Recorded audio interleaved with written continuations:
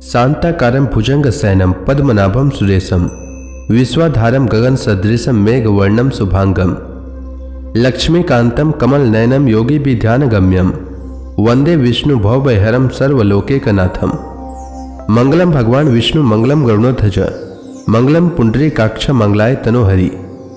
ओम नमो भगवते वासुदेवाय। आज का दिन आप सभी के लिए मंगलमय हो।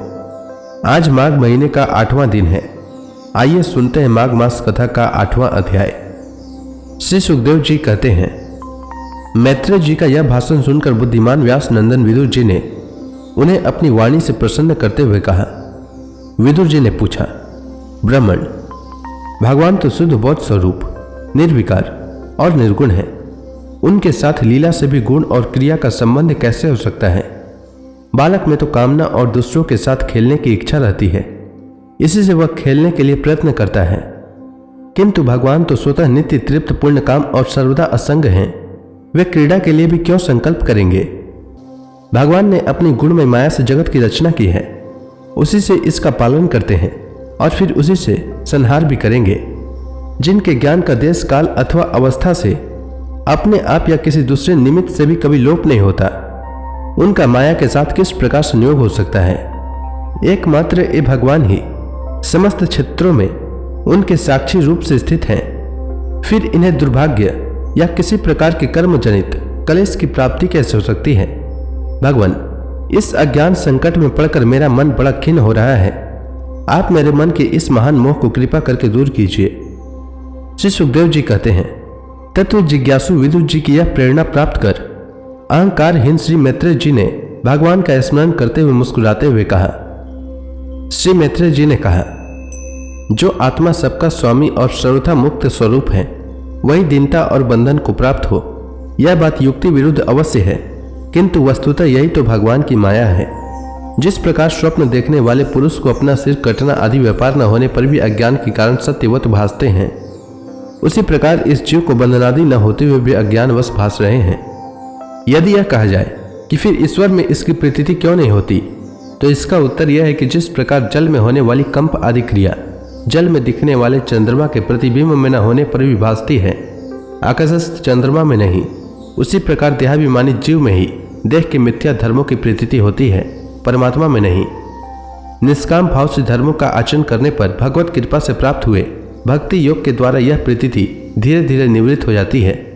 जिस समय समस्त इंद्रियां विषयों से हटकर साक्षी परमात्मा श्रीहरि में निश्चल भाव से स्थित हो जाती है, उस समय गाढ़ निद्रा में सोए हुए मनुष्य के समान जीव के राग द्वेष आदि सारे क्लेश सर्वथा नष्ट हो जाते हैं।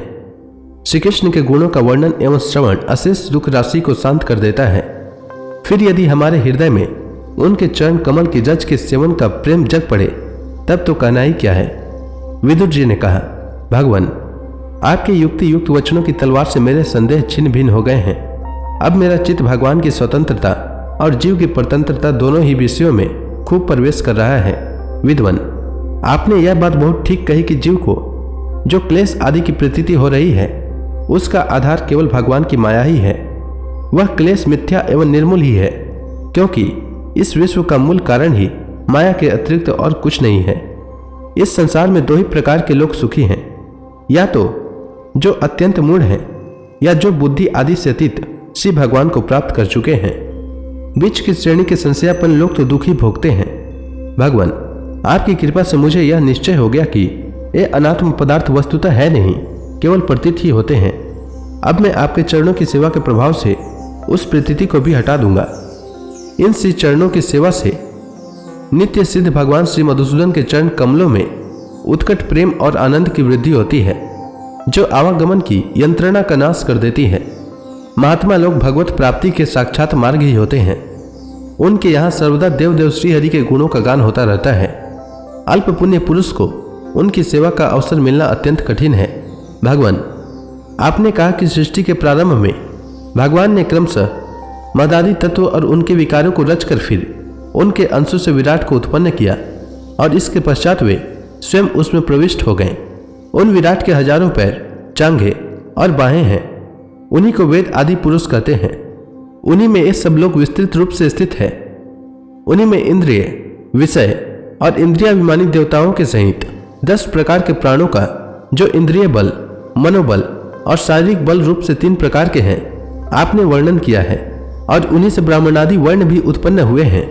अब आप मुझे उनकी ब्रह्मादि विभूतियों का वर्णन सुनाइए, जिनसे पुत्र, पौत्र और कुटुंबियों के सहित तरह तरह की प्रजा उत्पन्न हुई और उससे यह सारा ब्रह्मांड भर गया। वह विराट ब्रह्मादि प्रजापतियों का भी प्रभु है। उसने किन किन प्रजापतियों को उत्पन्न किया तथा सर्ग, अनुसर्ग और मनवंतरों के अधिपति मनुओं की भी किस क्रम से रचना की। मैत्रेय जी, उन मनुओं के वंश और वंशधर राजाओं के चरित्रों का, पृथ्वी के ऊपर और नीचे के लोकों तथा भूलोक के विस्तार एवं स्थिति का भी वर्णन कीजिए तथा यह भी बताइए कि मनुष्य, देवता, सरीसृप और पक्षी तथा जरायुज, स्वेदज, अंडज और उद्भिज, ये 4 प्रकार के प्राणी किस प्रकार उत्पन्न हुए। श्री हरि ने सृष्टि करते समय जगत की उत्पत्ति, स्थिति और संहार के लिए अपने गुणावतार ब्रह्मा, विष्णु और महादेव रूप से जो कल्याणकारी लीलाएं की, उनका भी वर्णन कीजिए। ब्राह्मण, धर्म, अर्थ, काम और मोक्ष की प्राप्ति के परस्पर अवरोधी साधनों का, वाणिज्य, दंड नीति और शास्त्र श्रवण की विधियों का, श्राद्ध की विधि का, पितृगणों की सृष्टि का तथा काल चक्र में ग्रह, नक्षत्र और तारा गण की स्थिति का भी अलग अलग वर्णन कीजिए। दान, तप तथा इष्ट और पूर्त कर्मों का क्या फल है। प्रवास और आपत्ति के समय मनुष्य का क्या धर्म है। निष्पाप मैत्रेय जी, धर्म के मूल कारण श्री जनार्दन भगवान किस आचरण से संतुष्ट होते हैं और किन पर अनुग्रह करते हैं, यह वर्णन कीजिए। द्विजवर, दिन वत्सल गुरुजन अपने अनुगत शिष्यों और पुत्रों को बिना पूछे भी उनके हित की बात बतला दिया करते हैं। भगवान, उन महदादी तत्वों का प्रलय कितने प्रकार का है तथा जब भगवान योग निद्रा में शयन करते हैं तब उनमें से कौन कौन तत्व उनकी सेवा करते हैं और कौन उनमें लीन हो जाते हैं। जीवन का तत्व, परमेश्वर का स्वरूप, उपनिषद प्रतिपादित ज्ञान तथा गुरु और शिष्य का पारस्परिक प्रयोजन क्या है। पवित्रात्म विद्वानों ने उस ज्ञान की प्राप्ति के क्या क्या उपाय बतलाए हैं, क्योंकि मनुष्यों को ज्ञान, भक्ति अथवा वैराग्य की प्राप्ति अपने आप तो हो ही नहीं सकती। ब्राह्मण, माया मोह के कारण मेरी विचार दृष्टि नष्ट हो गई है। मैं अज्ञ हूं, आप मेरे परम सुहृद हैं। अतः श्री हरि लीला का ज्ञान प्राप्त करने की इच्छा से मैंने जो प्रश्न किए हैं उनका उत्तर मुझे दीजिए।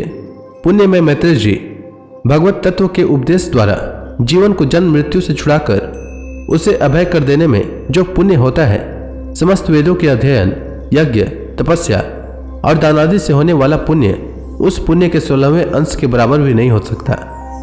श्री सुखदेव जी कहते हैं, राजन, जब कुरुश्रेष्ठ विदुर जी ने मुनिवर मैत्रेय जी से इस प्रकार पुराण विषयक प्रश्न किए तब भगवत चर्चा के लिए प्रेरित किए जाने के कारण वे बड़े प्रसन्न हुए। तो इसी के साथ यह अध्याय समाप्त हुआ। इसके आगे की कथा मैं कल के अध्याय में सुनाऊंगा। तब तक के लिए भगवान हरि का नाम लेते रहें। तो प्रेम से बोलिए भगवान विष्णु की जय, श्री कृष्ण भगवान की जय, लक्ष्मी माता की जय, तुलसी माता की जय, समस्त देवी देवताओं की जय।